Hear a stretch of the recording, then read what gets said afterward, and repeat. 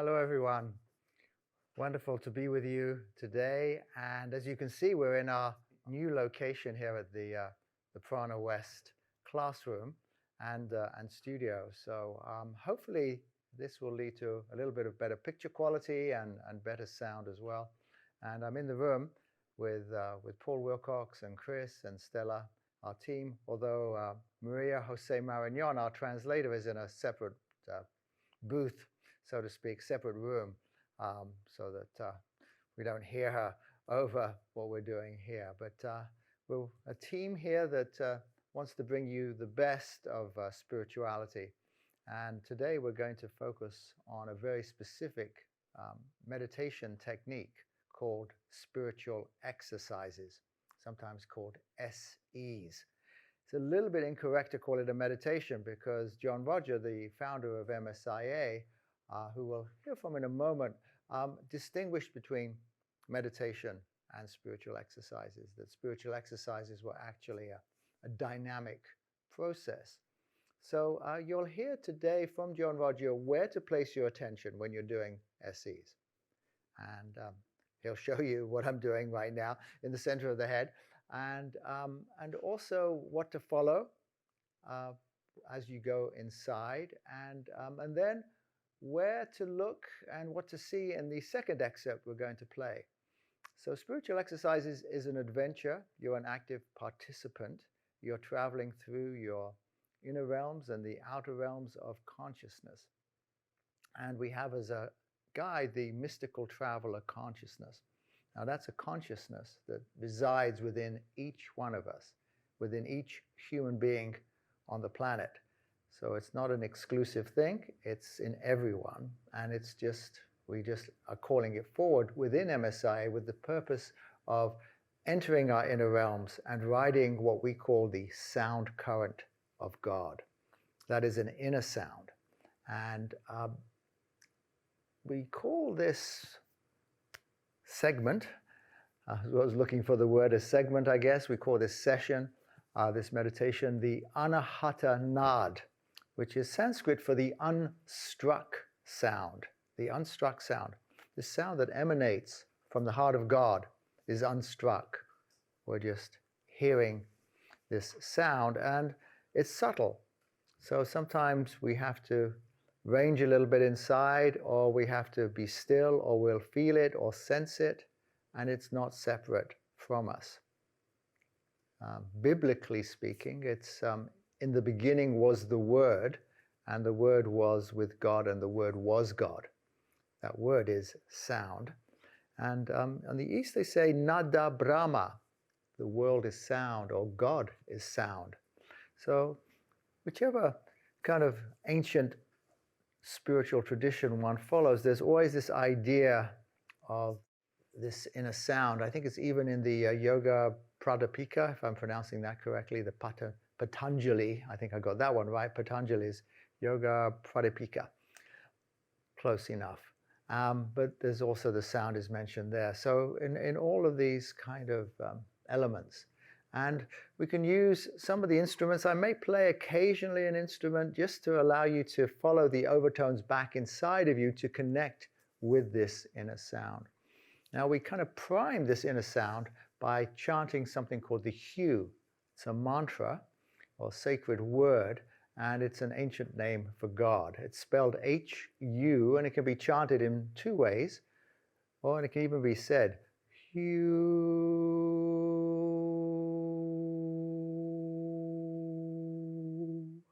or H-U.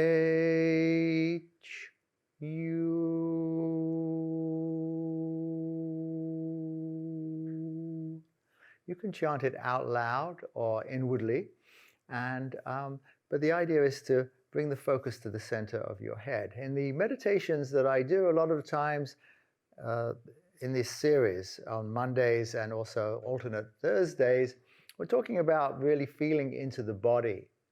A lot of the times we're really feeling this embodied presence. However, in spiritual exercises, we're doing the reverse. We're bringing it all up into this point in the center of our head, vibrating it with the chant of the hue, and then we listen. And what do we listen for? The inner sound. when we connect with that inner sound, we follow it wherever it takes us for the highest good. So we ask for the highest and purest light from the highest and purest source to surround and fill the space we're in and each one of us for the highest good. We call forward the presence of the mystical traveler consciousness from within each of our hearts to guide us on our inner journey.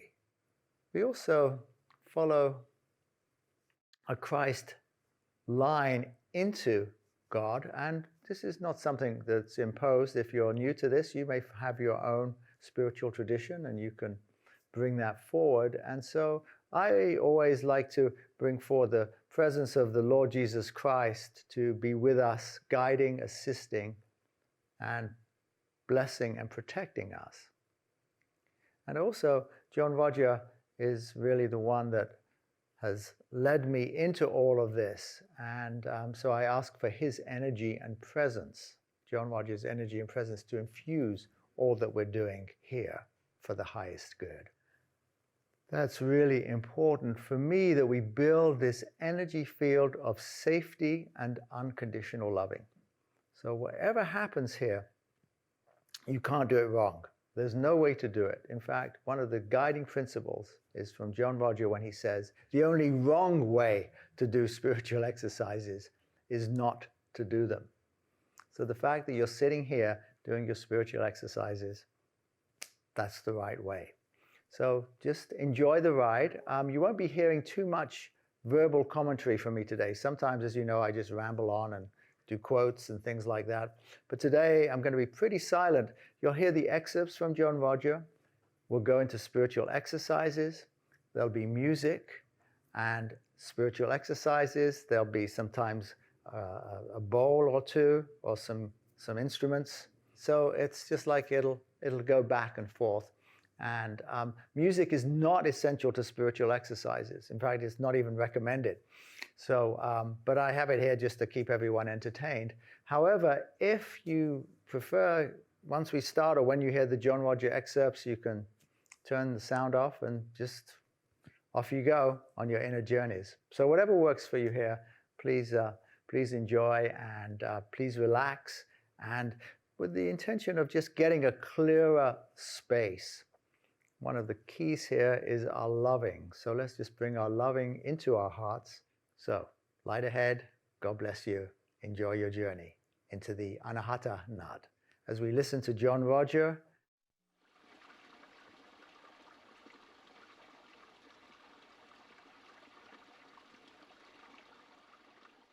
If we listen here, other than like the sounds of the children, and we sort of like focus our attention towards the third eye, if we could like shove a needle straight through here and one through here, and focus at that point and listen at that point rather than listen out here in your ears or listen around your ears, because you can hear your blood going by the eardrum, and you can have tinnitus. There's a lot of things you can hear, but this, what we're listening for, is an interior sound. So I want to understand, this is not a phenomenal thing I'm telling you, but it's like, where do you focus the attention to get into your intention? And it's back there. And sometimes you have to really range back in there, because you may get back so far and something pops you out. Maybe you'll see a face or eyes or wavy patterns. Sometimes you can see moons and trees, and you go, oh, that's so beautiful, and you stop. That's not where we're going. And so the focusing back inwardly is one of not necessarily rolling the eyes up like this. That's rolling the eyes up. It is taking your attention, like you put your attention on me. Now you put your attention on the tip of your nose. You see, you can do that. That attention is what I'm talking about. It is like your focus. And so then you take and you say, back to there someplace is that focus. And you may want to touch it a few times to like sort of kinesthetically get you oriented. Where am I going in here? And when you hit that place, there's a gold thread in it. And the gold thread's not real, naturally, but it's very real in the spirit world. You hit that thing and you go, sometimes this is fast, mostly it is not. It's one of these things where we say, well, I'll do SCs, let's see. God, let's see, it's okay. See, how long have I been doing it? Oh, yeah. And so it's a time element on us. Instead of saying, I'm doing this not to find God in time, but to find God's time. This gold thread, this line of energy into the soul is straight is the way and narrow is the path. And few get in because few can know how to get in. But if you can get somebody who can sit there and strum the gold chord, you start to hear back in there a sound. And as you start to keep coming, you come back and usually you find the inner master. You find the radiant form and you go, oh, the radiant form. You found then in the gold strand the radiant form of the traveler. Just go.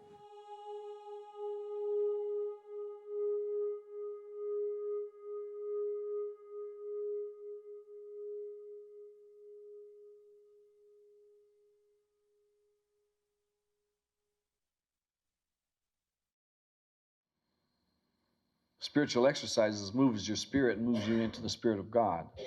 So I'd say, relook at what you think you're doing. You got to experiment around more with what you're doing inside of yourself because you're doing a ritual. That's not necessarily spiritual exercises. In the SCs, you got to be very flexible to see which way the sound current's moving and flow with it. Okay. After you get in there, open your spiritual eyes. That's why I'm telling you to do that. Okay. I'll just do that. Yeah, just when you get in there, you go, I'm going to open my spiritual eyes. You go, oh my God. But it's not like your physical eyes. And sometimes all you see is white out because it's so bright. After you open your spiritual eyes, it's like waking up from a physical sleep and somebody's got a bright headlights in your eyes. And you go, whoa, I can't see anything. It's too bright. Then accommodation takes place in the spirit and you start to differentiate in the spiritual realms. And a lot of time, spiritual exercise is just learning to see in the spirit. And then open the spiritual ears to hear the sound. Because you can see in the spirit and be lost in there for eternities. But if you start to follow the sound, then you're heading back towards God. Otherwise, you can just traverse. It's worlds without end. I know people that have been in there for billions of years, still wandering around, and they think they know what they're doing. So I'm interested in finding out what I'm doing. Just do that as I told it to you. Thanks. Every time you do SCs, remember to tell yourself that.